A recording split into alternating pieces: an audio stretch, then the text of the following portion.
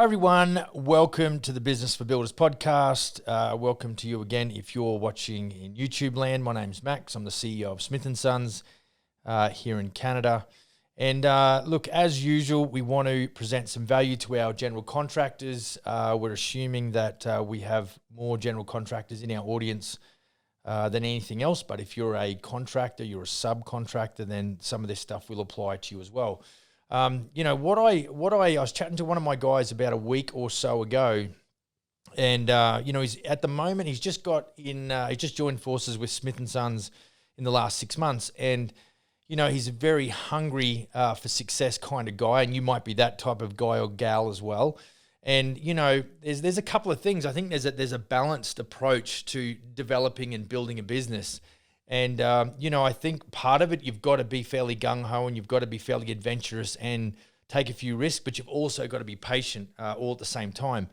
And so, what I got talking to this guy about was how that, the development process. And look, I've always said that, a business is run by systems, and good humans operate good systems that drive good business. So, I think we look at a lot of the major brands, and we understand that obviously there's standard operating procedures, there's methods around, how they do things. Obviously there's some psychology involved in how to handle your different types of clients. And today, I really want to talk to you about, if you've been in the game for, 5 to 10 years, then it's time that you really did start scaling up a business. Because, what you can find is this year will be no different to last year. And certainly there's a lot of contributing factors that are going to help you grow a business. However, I believe it all starts with good people, because you and I can have a good service type business. We can even put together good systems. But if we can't attract and retain good people, then we are going to be back on the tools. And we've talked about this before. We've talked about you can't wear all the hats. We've talked about the fact that, you've got to have a good company culture, and, people within that company culture have got to be very suited to it. Otherwise, there's going to be some friction, and the toxicity level of that, personality, has to be removed. Otherwise, it could jeopardize the momentum of the brand or the business. So, I think where we start is we're like, okay, if you feel like you've got a good services orientated business and you feel like you've got good systems, then all you're lacking is recruitment and putting the right people in position. And so when I think about a couple of guys, I've got one of my guys who's heavily into this now. He's got project managers, project consultants, one or two guys that help him on a full-time basis. So he's got 4 or 5 staff. He's got connections with good subcontractors, whether it's an interior designer, electrician, or otherwise. And so what's happened is he's got an office as well. And of course, because he's joined forces with Smith & Sons, we do a lot of the marketing. We have the international brand, and we do a lot of the lead generation as well as the lead management. And so, really at some point, he just, he'll get a notification on his phone, and then all he has to do is begin the process with the clients. So he's in a really solid position. And I don't think it's anything special, but today, really what it comes down to is we have a business, we have a fairly systemized approach, and we need to recruit better. I think to enable you to recruit better, you, my friend, need to be able to sell better. Did you hear that? Because if you don't sell better, and let's say you're so desperate. So in other words, we pride ourselves on being deliberate and not desperate. And one of my guys says too, he said, fix it at the front rather than fix it at the back end. So in other words, let's say you're trying to build a business and you are selling at a very slim markup and you're not presenting as much value to customers as you should. And let's say they're buying on price and not on value of your service. That is going to limit the amount of working capital or bank that you're going to be able to put towards things, but not excluding marketing for good talent or lead generation, all those sorts of things. You need working capital. In other words, you've heard people say, well, I reinvest back into the business. If you're not marking up and you're not selling good, then how you're not creating any bank to give yourself some wiggle room to go and have a shot at investing or having a shot at recruiting or whatever the case may be. If you can't reinvest back into your business or back into the people within your business or back into systemizing better your business, then you are going to hit a ceiling fairly quickly. So let's talk about, what we have is an overlap. We have an overlap between saying that we want good people in our business. And I've heard this time after time, Max, I can't find good people. I can't find good labor. Well, I would challenge you and say that it's your understanding or your misunderstanding of what's actually going on. And I think we've covered this before, whereby, we tend to flip it around one way. If you're trying to recruit a lead carpenter, you might say, well, I'll pay you $28 an hour. And, you and I both know that neither you or me would actually respond to that ad. But, when you're talking about, you put the ad and you just tweak it a bit and you say up to $35 an hour, all of a sudden you're going to get some of the winners. And so, that process of recruiting, but even if you get that portion of it correctly and you're able to invest, and look, I know that there's guys that are within the Smith & Sons group that are paying their folks more than what they're actually taking out of the business themselves. Now, they're doing that, semi-intentionally in the fact that they know they've got to leave more working capital in the business as they can, live on, have a very minimalistic attitude while they're growing the business. And that's an interesting point to note as well. I mean, even as CEO, I drove a $3,000 2002 model F-150 until my business partners told me it was embarrassing and they made me change that. And so, what you want to do is, he who holds their breath the longest wins. And so if you can avoid spending or having to spend money on things that are a depreciating asset or things that have zero ROI attached to them, then your ability to invest back in the business certainly increases. And if you're investing in the right areas, over time, you'll eventually get what you want. If you help enough other people get what they want, you will get what you want. So we've got to change it away. And we've talked about the long game and the short game before, and we're talking about building a business. And whether you like it or not, it's the long game. And so, when you're talking about setting up, a business that's run by systems that has good humans running those systems, you really need to nail down how you can set up a recruitment approach that is actually going to provide you with the appropriate type of talent. One of the variables of success in the construction game is your ability to recruit good talent and obviously maintain a very good culture within your business. So that's one side of it, getting good people through the door. And like I said, some of the basic fundamentals that we talk about are really just your approach. We talk about having an up to. So if you're going to, look, let's do some tactical stuff. If you're in Canada, we use Indeed all the time. And we run our recruitment programs for our general contractors. And it's really simple. We have a fairly standard verbiage that we use. And we get away from just sort of using a fixed hourly rate. But we provide something because we want the best talent, but the best talent costs money. And so this is where, you've got to sort of really understand what it is that you're trying to do and understand the target market. So as much as we're not marketing for retail here, we're marketing to, attract really good talent into the business. So it's one thing to, so we've got the verbiage put together that's fairly standard. The guys can be rolling down the highway and they can call us and say, Max, I want to run an ad for a renovator lead carpenter ad. And we've got all that set up ready to go, and that can be live within 20 minutes. And so our approach to that is one thing. But what I talk to the guys a lot about, it's one thing to attract the good talent. Now what your challenge is to retain. And so to be able to keep good talent within your business, because I will tell you that your business survives or lives and dies on your ability to attract and retain, not just attract and then all of a sudden 2 months later they get pissed off and they go elsewhere and you think, gee, wonder what I did, or didn't do. But to be able to retain good talent is also probably more challenging, I think, going forward than actually attracting. Because I think, we often talk about, or we had talked about in this town, which is only a population of 40,000 or so.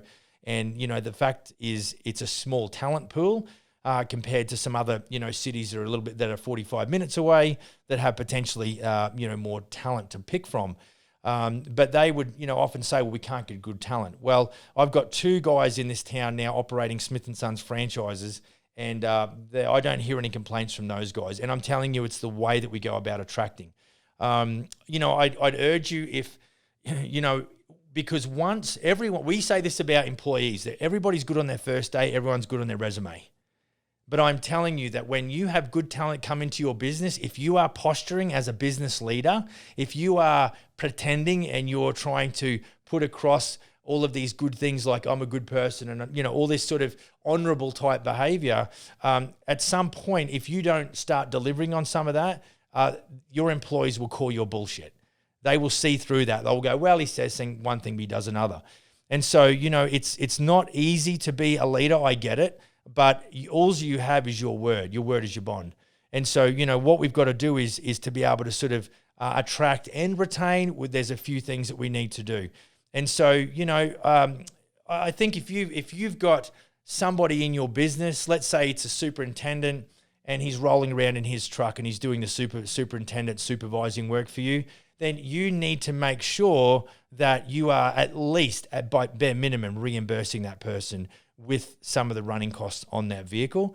And certainly if they're using their phone, and I would advise you not, if they're a superintendent and they're talking to your clients, I would advise you to get another cell phone and another card, because they, you know, your clients is your, you know, really is your asset. You could get some recurring business, but you could also get some referral business, and you don't ever want to lose that contact. So there's a few things that you want to make your employees feel like they're a part of something. You might want to make sure that they're comfortable doing what they're doing, but you always want to make sure they're striving to be better and strive to deliver more, things like that. So that's all cute and pretty.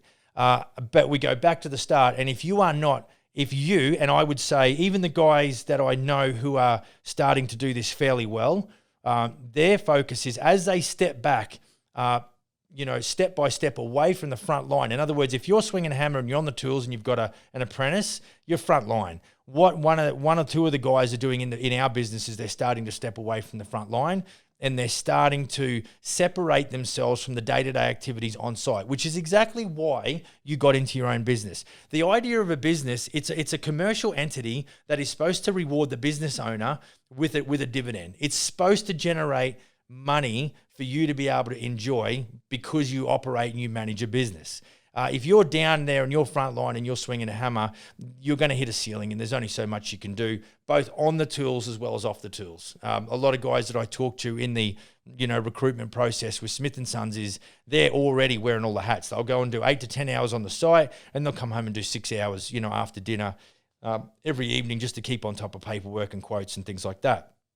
So if you're the guy that wants to be in sales and quality control, essentially that's where one of our guys is, you'd want to be able to, and you won't actually get there unless you learn how to sell better. And so, I'm going to tell you this little piece, but really there is so much to go into supporting this hyperbole, let's call it. That is, if you can't sell good up front, then your ability to be able to develop the business out back is just never going to happen. And simply because you're going to run out of money. So what I would suggest is, you need to provide value to your clients. So really everything off the back of sales is where the life is for your business. So what we want to do is we want to be able to, sell better. And so what does that mean? Well, I think you need to, you want to scale or bail.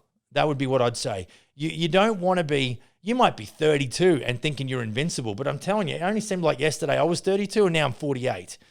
And so framing and foundations and carpentry in general, if that's where you came from, or any trade for that matter, I don't care if you're an electrician, you've got to be climbing ladders to, hang lights and things like that. The trades is a young man's game. So you really want to build up to that, that level of business. Otherwise, you're going to find yourself on the tools indefinitely. What is your exit strategy? Where are you going with your business? And so if you can learn to show value to your clients, and it's a whole range of things. We talk about it all the time because we believe it's a big point of difference between what we do and what the next guy does. And it's always about walking a mile in the customer's or the client's shoes. We talk about fixed price contracts. We talk about a list of inclusions. We talk about completion dates or project duration times. And they're all the things that clients look at and go, that is valuable. It has the ability to be valued. And so if your services are no different to the next guy that comes through the door, then all of a sudden there's an oversupply of that service. Therefore, they can then choose on price. Whereas for what Smith & Sons does, and we go in and we have the ability to estimate large-scale renovations. I mean, I'm talking $600,000, $650,000 renos, and they're all marked up well, very healthy, and they are all on fixed price. So when people say to me, Max, what do I get when I buy in with Smith & Sons? Well, there's a lot of understanding around what it goes into selling a large-scale renovation, pricing a large-scale renovation, managing a large-scale renovation to the point where the forecast or the budget that you put together for that job actually delivers to you at the end of a 6 or a 9 month process. And so what we're finding is the guys have the ability now to scale up because they're selling better. So if you can sell better, you will scale quicker. If you've got sales capabilities, then you're never going to really scale. You're going to go up and down and up and down and up and down. You're never going to nail this, because this is why when we talk about the business system of Smith & Sons and all of the resources and the tools that go into it. I mean, we've got 13 years of experience in the business now. One would think that, we're probably doing things okay considering we've got nearly 100 franchises in 3 countries. So, I urge you to sort of start to think about it, and you need to go and do your own, research, but sort of, what you don't know, I guess. So I don't know, how you would go and find it out if you don't know that there's a deficit. When I'm talking to guys about, what we do and about them joining forces with Smithies, I'll always ask them certain questions about their business because I want to identify the gaps and deficiencies in their business.